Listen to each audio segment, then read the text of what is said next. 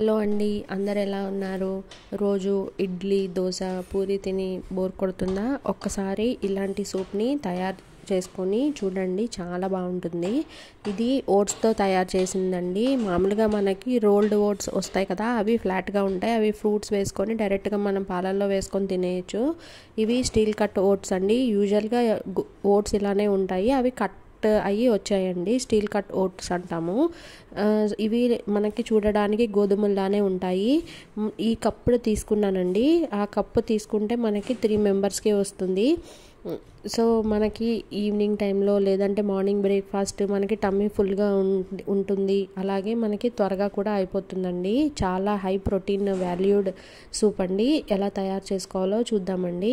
ఇలా కప్పు తీసుకున్నాను కదా, ఒక 2 టైమ్స్ వాష్ చేసేసుకున్నాను. వాష్ చేసి పక్కన పెట్టిన తర్వాత ఈలోపు నేను కూరగాయలు కోసుకున్నానండి. వీటిలోకి నేను ఒక ఉల్లిపాయ, ఒక పచ్చిమిరపకాయ, అలాగే కొంచెం కొత్తిమీర, కరివేపాకు, ఒక 4 రెబ్బల వెల్లుల్లిపాయలు, క్యారెట్, ఇంకా బీన్స్ తీసుకున్నానండి. మీకు ఇంకా నచ్చితే ఆలు కూడా వేసుకోవచ్చు. ఇంకేమన్నా ఆకుకూరలు ఉన్నా సరే వేసుకోవచ్చండి. ఇవి నీట్గా వాటర్లో వాష్ చేసుకొని చిన్న చిన్న ముక్కల కింద కట్ చేసేసుకుంటున్నానండి. ఇవి మనకి చాలా బాగుంటుందండి. మీరు ఇవన్నీ వేసాను కదా, ఇది సాంబార్లా అవుతుందేమో అనే అపోహ ఎప్పుడు పెట్టుకోకండి. మీరు వీటిని ఓట్స్తోనే కాకుండా మనకి గోధుమ రవ్వ ఉంటుంది కదండి, దాంతో కూడా చేసుకోవచ్చు. మనకి ఇలాంటి సూప్స్ చాలా బాగుంటాయండి. ఈజీగా అయిపోతాయి, అలాగే చక్కగా డైజెస్ట్ అవుతాయి. హెల్త్కి హెల్త్ ఉంటుందండి. ఇక్కడ క్యారెట్, బీన్స్ తీసుకున్నాను కదా, మీరు ఏదైనా ఆకుకూర కూడా ఇందులో వేసుకోవచ్చండి, మీకు నచ్చిన ఆకుకూర. సో మనకి ఇంత చిన్న చిన్న ముక్కల కింద కట్ చేసేసుకుంటే బెటర్ అండి. పిల్లలు ఉన్నవాళ్ళు చక్కగా తినేస్తూ ఉంటారు.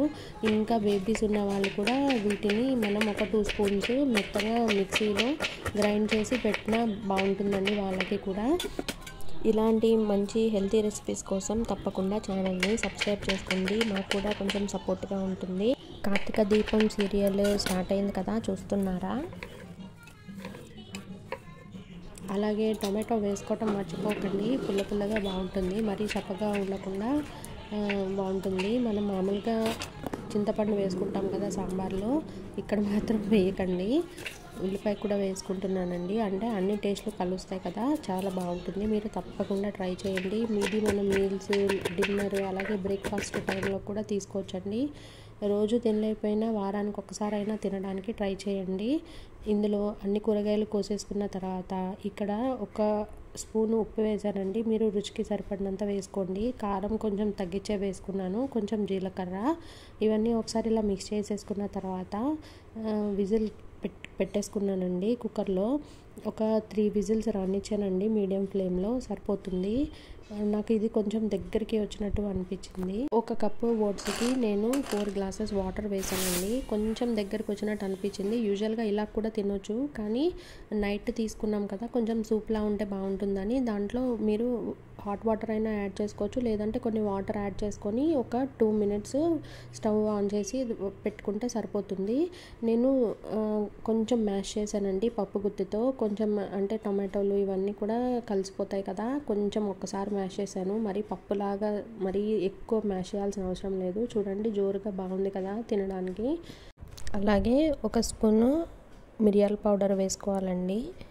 కొంచెం ఉప్పు చూసుకోండి, ఉప్పు సరిపోకపోతే వేసుకోండి. మీకు ఎలా అనిపించింది? వీటిని రైస్తో అలాగే గోధుమ రవ్వతో కూడా చేసుకోవచ్చండి.